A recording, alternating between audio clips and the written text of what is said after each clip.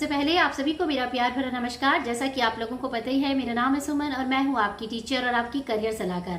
प्यारे बच्चों, फिर से बीएड वर्सेस बीटीसी का जो मामला है एक बार फिर से लाइमलाइट में आ चुका है। और लाइमलाइट में आने का रीजन है, जैसा कि आप लोगों को पता है कि सुप्रीम कोर्ट ने एक डिसीजन सुनाया था जिसमें कि ये कहा गया कि कक्षा 1 से लेकर 5 की टीचर अगर आप बनना चाहते हैं तो केवल डीएलएड वाले, बीटीसी जेबीटी वाले बच्चे ही इसमें एलिजिबल होंगे और बीएड वाले बच्चे नहीं होंगे। तो उस डिसीजन के आने के बाद काफी बीएड वाले बच्चे निराश हुए और जम्मू कश्मीर से लेकर कन्याकुमारी तक लेकर गुजरात से लेकर ईस्ट तक सब जगह कहीं ना कहीं छोटे छोटे रूप में एक टाइप में बच्चों में जो बीएड धारक है उनमें काइंड का डिससेटिस्फैक्शन जैसे देखा गया। तो अब एक राहत भरी खबर आई है छत्तीसगढ़ से। देखिए, छत्तीसगढ़ में आपको जैसा कि पता है कि रिसेंटली शिक्षक भर्ती हुई थी और शिक्षक भर्ती में होने के दौरान अभी उनका जो प्रोसेस जो स्टार्ट हुआ था, मई में उनके फॉर्म भरे गए थे, जुलाई में एग्जाम हुए थे और अब जिनका रिजल्ट वगैरह सब कुछ डिक्लेयर हो चुका है और अब काउंसलिंग का प्रोसेस शुरू हो गया। और उन काउंसलिंग के अचानक ही अब आ चुका है सुप्रीम कोर्ट का डिसीजन। तो अब कहीं ना कहीं इसमें फिर से एक लड़ाई छिड़ चुकी है, फिर से एक विरोधाभास पैदा हो चुका है कि भाई देखिए, सुप्रीम कोर्ट का डिसीजन आया आपके लगभग अगस्त में और जो ये शिक्षक भर्ती हुई थी छत्तीसगढ़ में, इसका जो नोटिफिकेशन है, जो यानी कि जो रूल आया था, तो रूल ऑफ नोटिफिकेशन जो आया था वो आ गया था मई के आसपास। तो फिर से यहाँ पे ये बताया गया है कि जो डिसीजन जो आया है, जो अगस्त में आया है कि बीएड वाले नहीं बन पाएंगे, ये कहीं ना कहीं जो छत्तीसगढ़ का जो नोटिफिकेशन है बीएड के लिए वो इसको ओवर रूल करता है। तो फिर से यहाँ पे एक पेटिशन डाली गई और उसको मैं आपको बता देती हूँ कि क्या एक्चुअली इसमें हुआ था। तो देखिए, इसमें लिखा है कि सुप्रीम कोर्ट ने बीएड उम्मीदवारों को छत्तीसगढ़ में सहायक शिक्षक भर्ती प्रक्रिया में भाग लेने की अनुमति दी।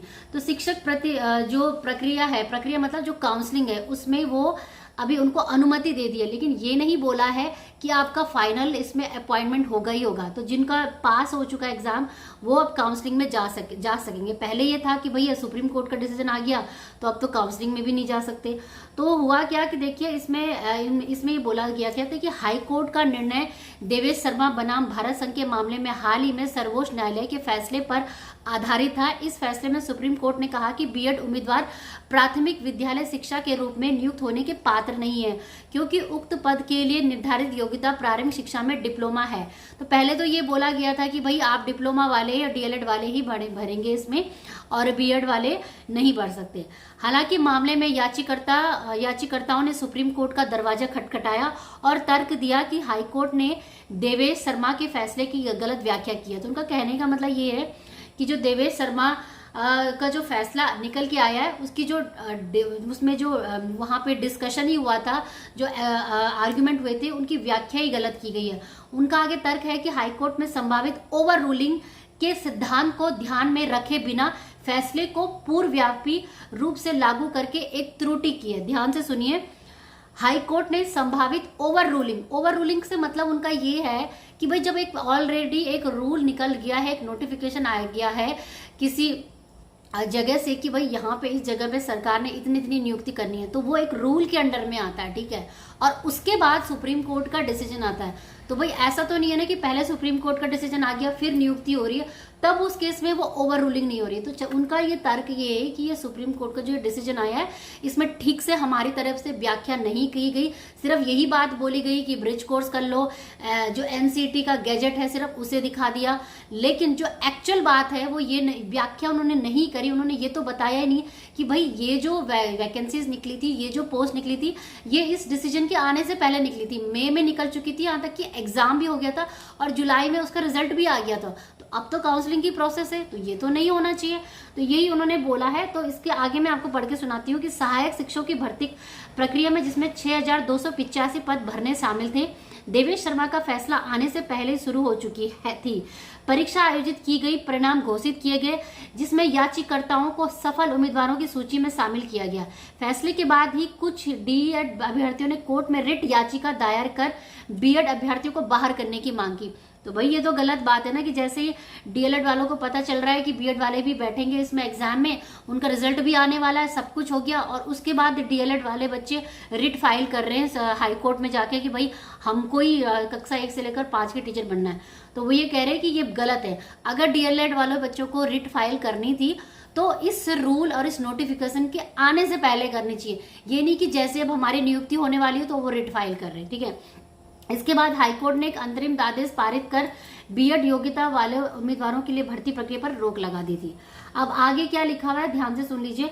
याचिकाकर्ताओं ने हाईकोर्ट में आदेश को चुनौती दी और असम लोक सेवा आयोग बनाम प्रांजल कुमार के मामले का हवाला दिया। तो इसमें उन्होंने कोर्ट किया कि जो असम में एक मामला था प्रांजल कुमार बनाम जिसमें यह माना गया कि चयन प्रक्रिया की शुरुआत में मौजूद मानदंड चयन को नियंत्रित करेंगे। यानी कि ध्यान से सुनिए, चयन प्रक्रिया यानी कि जब भी कोई सिलेक्शन प्रोसेस होगा उसमें जो चयन प्रक्रिया के जो रूल्स होंगे उसी को ध्यान में रखकर नियुक्ति होगी, ठीक है।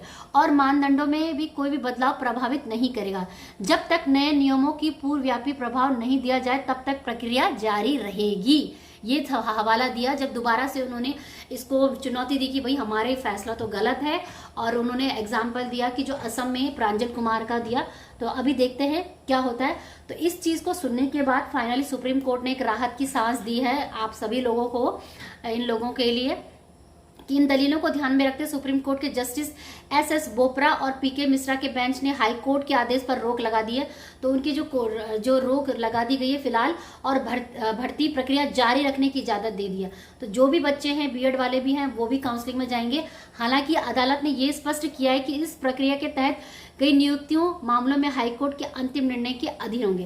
तो उन्होंने ये बोला है कि आप प्रोसेस में चले जाओ, काउंसलिंग चले जाओ, लेकिन ऑफर लेटर का जो फाइनल होगा, जो फाइनली हाईकोर्ट का डिसीजन आएगा, जो बाद में आना है, उसके बाद ही इसमें पता चल पाएगा, ठीक है। तो बच्चों ये थी इंपॉर्टेंट जानकारी छत्तीसगढ़ से बीएड वाले बच्चों के लिए। आई होप कि इस न्यूज को सुनने के बाद एक थोड़ी सी राहत की लंबी सांस तो आप लोग डेफिनेटली ले सकते हो। बाकी देखते हैं कि आगे क्या होता है, क्योंकि और जगह भी बिहार में भी रिसेंटली अभी हुआ है भर्ती, आपको पता है। तो उसके भी अब कुछ ना कुछ ये जो घटना है ये कल की है, तो अब कुछ ना कुछ निकल के आएगा। इसके साथ साथ ऐसे सुनाई दे रहा है कि ऐसा भी बोला गया है सुप्रीम कोर्ट में कि जिन्होंने 2018 से लेकर और 2022 तक अगर किसी ने भी बीएड कोर्स किया तो उन पे ये नियम लागू नहीं होगा, ठीक है। तो देखते हैं अभी क्या होता है। बाकी अपडेट मैं आप लोगों को देती रहूंगी जानकारी। तो यही था आज का वीडियो। आई होप कि ये वीडियो आपके लिए बहुत ही हेल्पफुल रहा होगा। इस वीडियो के माध्यम से आपको जानकारी और कहीं ना कहीं छोटी सी हेल्प जरूर मिली होगी, ठीक है। तो मिलेंगे मेरे कुछ नए अच्छे इंटरेस्टिंग वीडियो के साथ। तब तक के लिए जय हिंद, जय भारत, धन्यवाद। सत्यमेव जयते, धन्यवाद। बाकी किसी को कोई करियर हेल्प चाहिए तो मुझसे फोन पे बात कर सकते हैं, जिसकी की फीस होती है 199 रुपीज, ठीक है। जय हिंद, जय भारत। बाकी टेलीग्राम, इंस्टाग्राम सभी जगह फॉलो कर लीजिए। जय हिंद।